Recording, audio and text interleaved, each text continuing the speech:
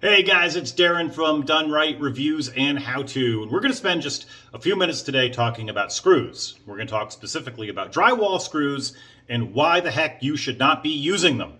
And I'm going to give you a couple pointers about why a real construction screw is such a better alternative. And this is geared for everybody, whether you're a homeowner or a professional. If you're a professional, I'm sure you probably know these things already.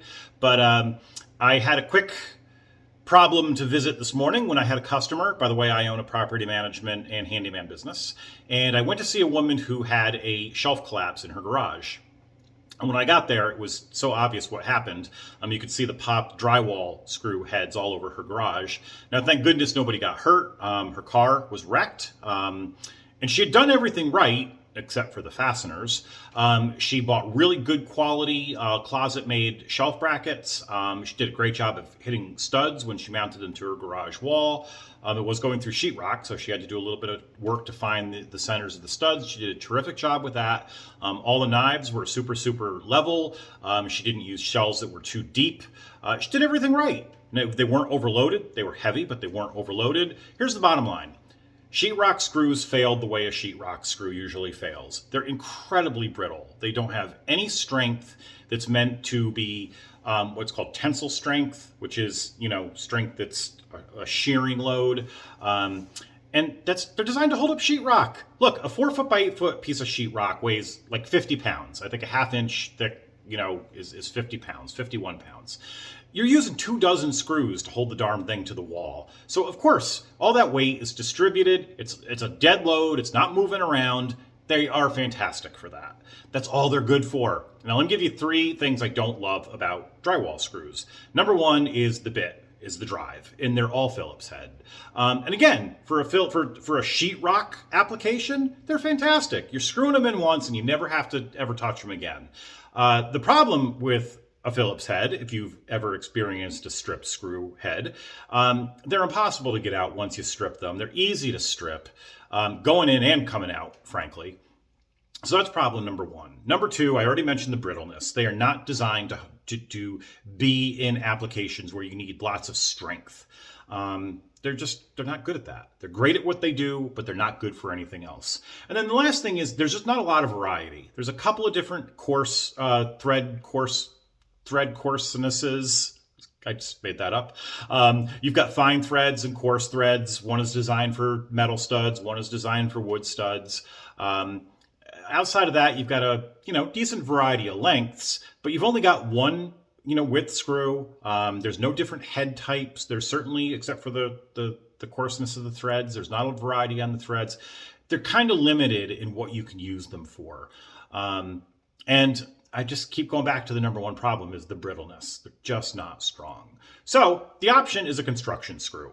And you say, Darren, why would I need a construction screw? All right, let's talk about construction screws. First of all, they come in a ton of different lengths and widths and thread types and drive types. We're going to get to the Torx bit, which I love the most in a second. But they come in different coatings. So if you have a screw that's going to go into your deck on your outside of your back porch, well, it's got a special coating that's designed to be weather resistant so it doesn't rust and fail and create rust marks all over your deck. There's interior screws. There's water resistant screws. There's all kinds of different things. You get them in stainless. You can get them in regular steel. There's a million different things. They come in different colors. You get them for concrete. There's just so many different options out there for screws. Now, the average homeowner doesn't need to have, 50 different types of screws. In my fastener box, I probably have 36 different fastener types, and these are for so many different applications.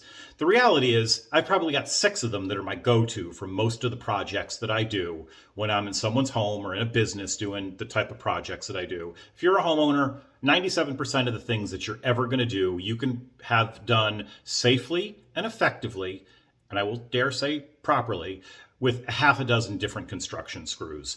And you know what? That makes me think. I'm not going into the details of all this today in this video. I'm going to do a separate video and talk about the different applications of where different construction screws are probably the most likely to give you the best results. Cool. We're going to do that for the next video. Let's talk about the drive system. You already know how much I dislike Phillips head. The drive system I default to is what's called a Torx, or a star head.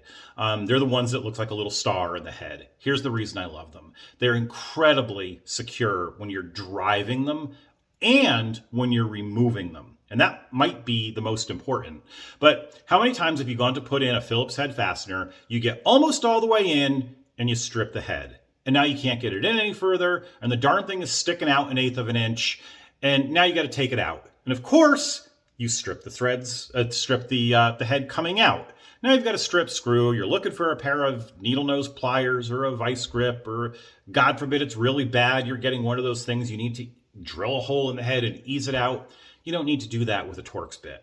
I've heard some people say, well, those Torx bits, I don't ever have them around. A Phillips head is really common. That's true.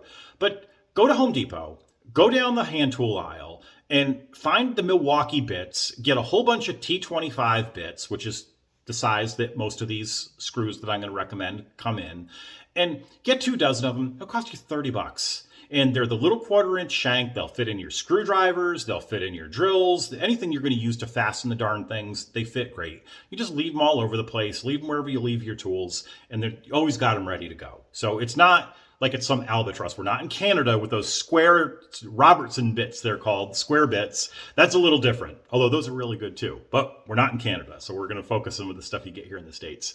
The strength is incredible. You can torque the heck out of these things and drive them. I've taken a number 8 screw and driven it, 1/2 inch into a piece of pine, and there's no threat of it breaking. Do that with a drywall screw. Once it gets a 1/16 of an inch into a piece of wood, it's not uncommon to have the head just snap right off, which again, imagine you're hanging your curtains and you're using a drywall screw and you find a stud. Awesome. You start to screw it in. You want to give it that last little bit of snug, and it breaks. So now you've got your curtain rod sitting there with 2 screw holes. One of the screw holes is blocked with a broken off screw. So now you got to move the whole thing. And now you've got a hole in this wall that you need to fix. You can see the problems that a construction screw helps you avoid. So I am going to do another video. There won't be a link below this time because I haven't made the video yet, but I'm gonna. I am gonna leave a link to this channel called Project Farm. This guy does the most unbelievable tool reviews you've ever seen. There's a scientific element to the way he does it. He's pretty interesting, but it really gives you a good sense. He reviews everything from inexpensive to top of the line tools when he's doing anything. He just did one on screws, on construction screws. So I'll actually put a link below so you can go watch that. Leave some notes, some comments below. If you guys think I'm wrong, I always love to hear comments about, how I can be better. Tell me your thoughts. Tell me your experiences. Tell me your bad drywall screw stories. I'm sure everybody's got them. But until next time, until the next screw video, I'm Darren. Thanks for watching for a few minutes.